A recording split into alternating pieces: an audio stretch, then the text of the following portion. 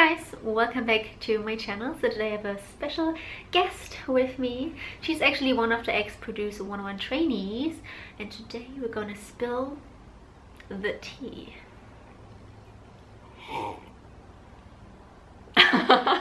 Slurp slurp.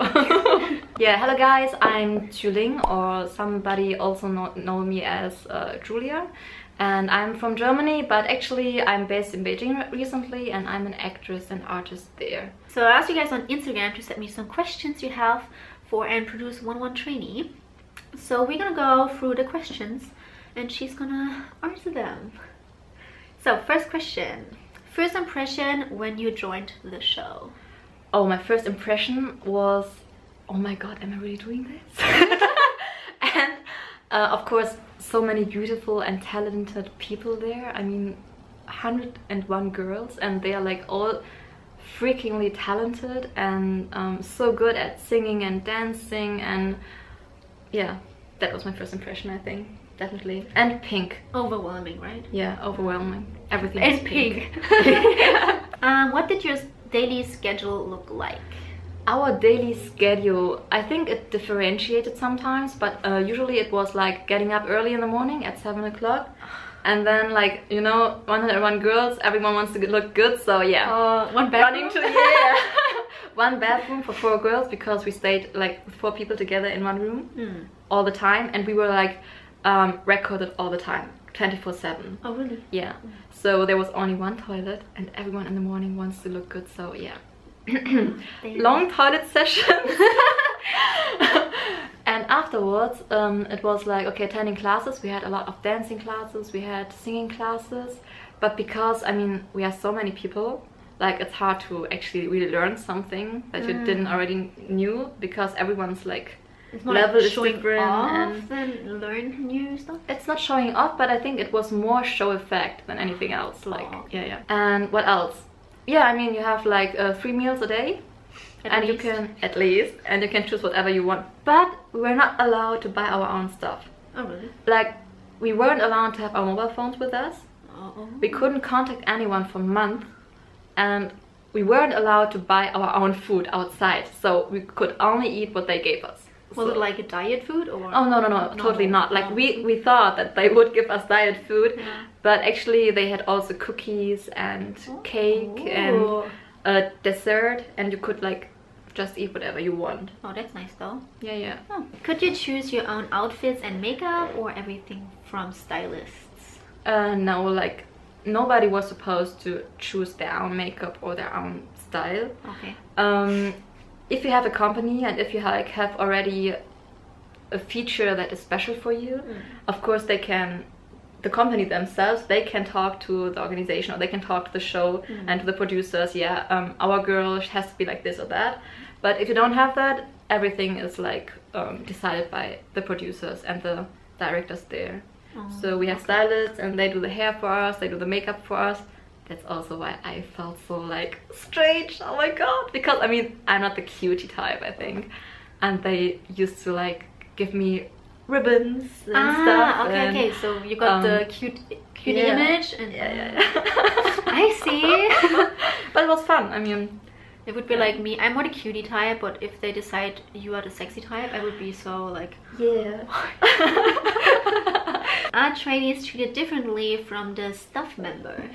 Like, favorite some of the trainees, and some treated poorly or something, or everyone treated the same? I mean, there was already a differentiation between classes, because we were like parted into A, B, C, D. Yeah. And the A's had the bigger rooms. They had better treatment than the B's, and the B's had better than the C's and D's. And like, so on. It was a hierarchy, yeah. Okay. But I mean, that's what people like wants to see. It's survival show. Yeah. So it was all for the show. True. Yeah. Are you still in touch with other trainees? Yeah, I'm still in touch with some of them, and especially like, I think, with my team. I mean, we had the song Elay. I'm not even sure how you can. Is it on YouTube? Yeah, it's on YouTube. If I find it, I'm gonna link it down below. Yeah, you can link it down below. I will give you the link. And yeah. The team members, all of them, I'm still in contact with them, and they are also like cute and nice girls, and we had a real good time as a team. which was our special feature, because many producers, they were surprised actually that we can get along so well as a team, because many other teams, they had many complications and also fightings about parts and stuff, and we didn't have that. Like, we were just peaceful, going with the flow. Yeah. And we just wanted to have a good show, and we really had teamwork. So this is something that I'm really proud of. And also I mean, also from other teams, I also have some friends still, but not everyone, of course. I think maybe around 20 people that I'm still connected with. That's a lot though. Yeah. Because you can't get to know like 100 people, right? Yeah, true. Okay, what was the most interesting thing you experienced while being on the show? The most interesting thing? Yeah. There were so many interesting things. I mean, it's or something that sticks in your head. I think for me, the most interesting thing was really that in between all this pressure and in between all these things that were going on and all the things that were not fair, to have some people around you who are really interested in you as a person and who only wants the best for you. Like, to be able to differentiate between people who are like just seeing you as an enemy and those who don't care. Like, yeah, I'm happy if you can be successful, and I'm also happy if you can be successful. So like, to have this microcosm in this whole big thing, and to fight together against the whole world. Like, it feels a bit like that, yeah. Like, you have this Sailor Moon moment and you think, okay, I have to rescue the world and I have to give them true values and some, like, I don't know, human feelings and emotions, and yeah. Roller coaster.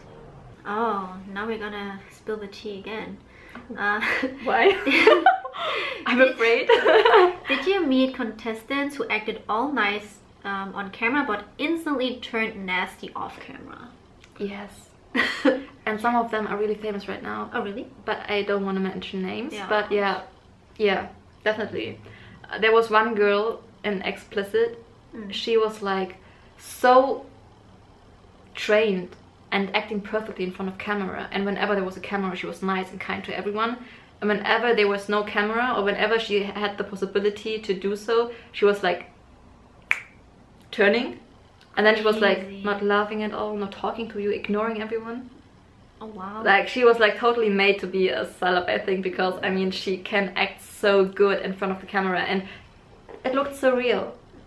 Like, in the beginning I was irritated by that girl because I was like, okay, how can you be so nice to me out of a sudden? Do we know each other? And she's like, yeah, Julin is so pretty, I like her so much. And then next moment, really, it was like a switch, and then she was like, I don't want to have to do anything with her. Who's that? Like, it was crazy. But yeah, not everyone was like that. Of course. Like some, yeah. Oh wow. How's life after Produce 101? Did it influence your life or career? I mean, I think people in general, they do nothing in vain. Like, of course it has an effect on my afterlife, and of course it gave me also some fame, a little bit, so that I could like yeah, that at least people knew me and they saw my dance or they saw my videos and they were like, oh yeah, I'm interested in this girl and I want her for a casting, and maybe she's like fitting into a role or something like that.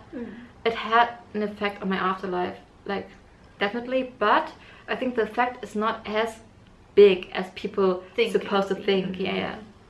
So I mean, I was doing acting before I attended the show already, but after the show I had maybe the opportunity to attend on better roles or in better productions, and so it had an effect. Yeah.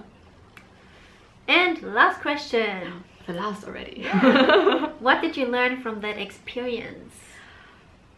Oh, this is a big question. Yeah, you learned a lot probably. I learned a lot. I mean, I think I learned that sometimes you just have to let things happen, and you cannot control everything. Like you cannot just set a goal and say, okay, this is my goal and I will definitely reach that goal. Like, because there are so many components that you cannot control and that are out of reach. Yeah. And also to learn to get along with people that you don't really like or that are not like you. You have to get along with them. Yeah, and to work with them. And to push yourself to your limits, I think. Because, I mean, up to then, I mean, even though I attended the other show and I already pushed myself to my limits, but it was on another level. Like, because in that show it was like more physically. And in this show, 147, 101, I learned to push myself mentally to my limits. And I think that's something that I learned. And how to deal with that. How to deal with pressure. How to deal with moments of time limit. I mean, you only have 2 days. Did you cry a lot, by the way? I think I would be the person who cries all the time. There was a lot of crying, but I didn't cry a lot. Really? I cried 2 times. One time was when I had a fever and we didn't have time. We only had 3 days to learn a whole choreography for 4 minutes and to perform in front of so many people, and only this one chance. So I couldn't get ill. Like, I was not supposed to be sick. And you can't be sick now. Yeah. So I had to go through it with my fever, and I felt that I could like faint any moment, but somehow I did it. And after we danced the choreography on stage and it was all over, I cried. Because I couldn't believe it myself that I really did it with my fever. And the second time was when I had this call to my parents after a month of being totally parted with the rest of the world. Oh my God. Living in a parallel world somewhere else. I don't know. I got emotional because it felt so unreal. Like, it was like I didn't have my phone for a month, and then suddenly they gave me the chance to call my parents, and they wanted me actually to call my parents in Germany. And my parents were going, like, they were taking the telephone, they were like, yeah, where are you, what are you doing, and what's happening? And I was like, what? Am I really talking to you right now? And this was like, yeah, a very emotional moment for me. Yeah.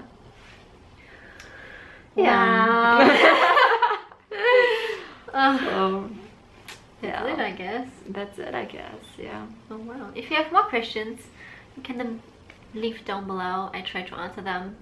But yeah, that's it for this video. Thank you for being in this video. Yeah, it was really a nice experience to talk to you and to share these experiences with you guys. And I hope that you don't believe everything that is on social media. Like, and on the TV. Yeah. But also, I mean, it's a nice experience, and it's great to have this, right? But yeah, don't be light. Okay. Then, thank you guys for watching. It's you guys in the next video. Bye bye.